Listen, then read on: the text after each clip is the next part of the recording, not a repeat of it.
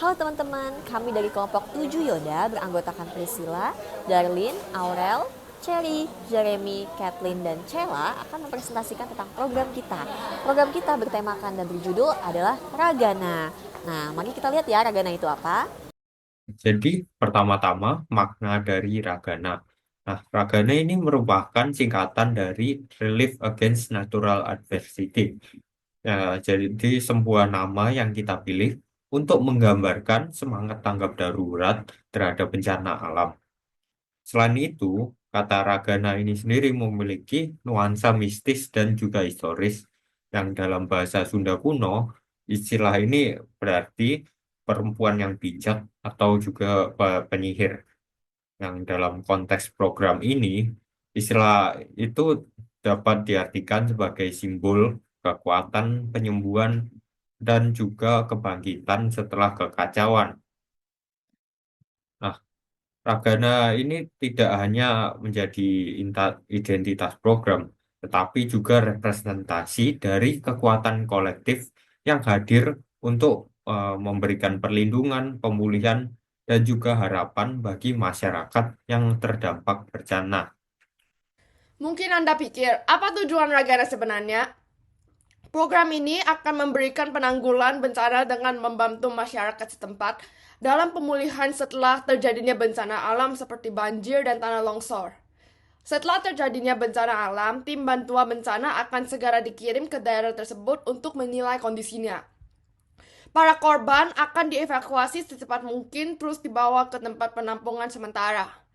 Di tempat ini, mereka akan menerima makanan, air, perawatan medis, dan tempat tinggal sementara.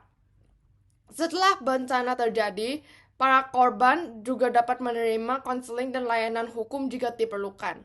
Layanan ini bakal diberikan secara gratis, didanai sama sumbangan eksternal dan relawan. Program ini dibuat sebagai respons terhadap kebutuhan mendesak masyarakat yang terdampak bencana alam, khususnya banjir dan tanah longsor yang kerap terjadi di Indonesia. Peristiwa banjir besar yang melanda wilayah Jabodetabek saat perayaan Tahun Baru Imlek menjadi pengingat bahwa banyak korban yang mengalami kehilangan tempat tinggal, akses terhadap makanan, air bersih, dan juga layanan medis.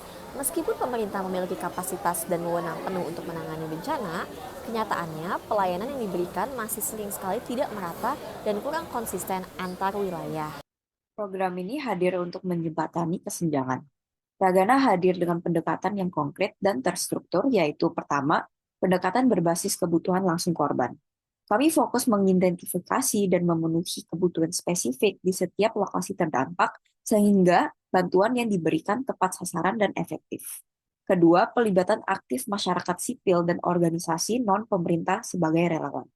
Dengan menggerakkan kekuatan komunitas, kami dapat menjangkau lebih banyak korban secara cepat dan responsif. Ketiga, pendanaan yang bersumber dari donasi eksternal.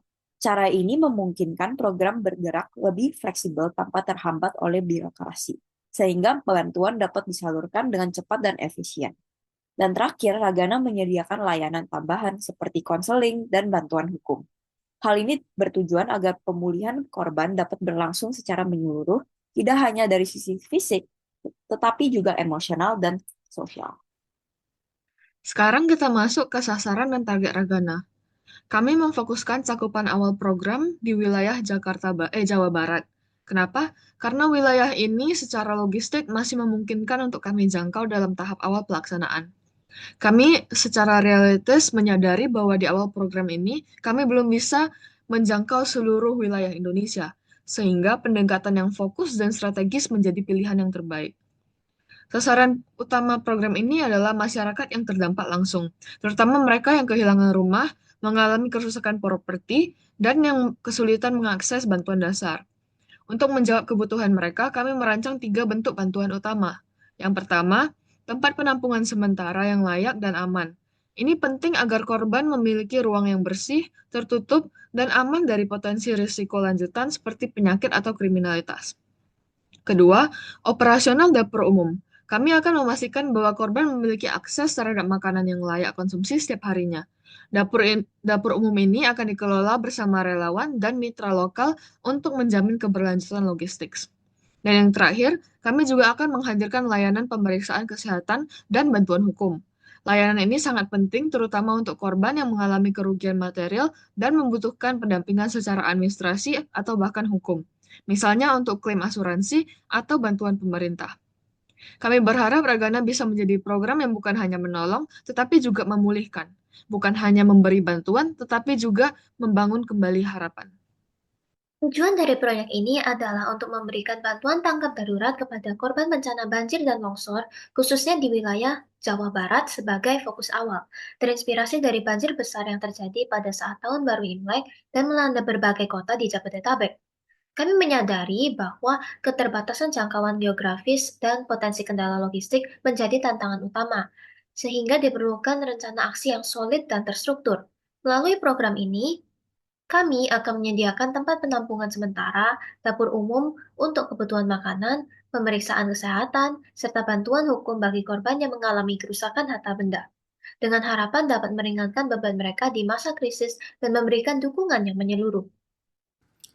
Dalam pelaksanaan program bantuan bencana ini, terdapat beberapa potensi kendala yang mungkin dihadapi, yaitu pertama adalah hambatan logistik.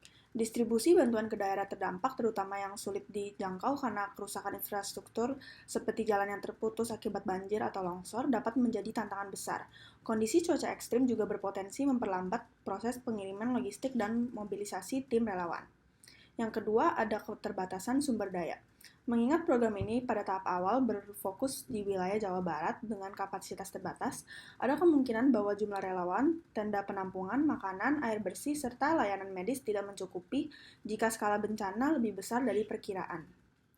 Ketiga, ada koordinasi dengan pihak terkait. Meskipun program ini bersifat independen dengan dukungan donasi eksternal, tetap diperlukan koordinasi dengan pemerintah daerah, lembaga resmi penanggulangan bencana, dan organisasi lain. Perbedaan prosedur operasional dan birokrasi bisa memperlambat penanganan di lapangan. Yang terakhir adalah keterbatasan pendanaan. Program bergantung pada donasi eksternal. Jika donasi tidak mencukupi, hal ini dapat menghambat ketersediaan bantuan, operasional tempat penampungan, dapur umum, layanan kesehatan, dan konseling yang direncanakan.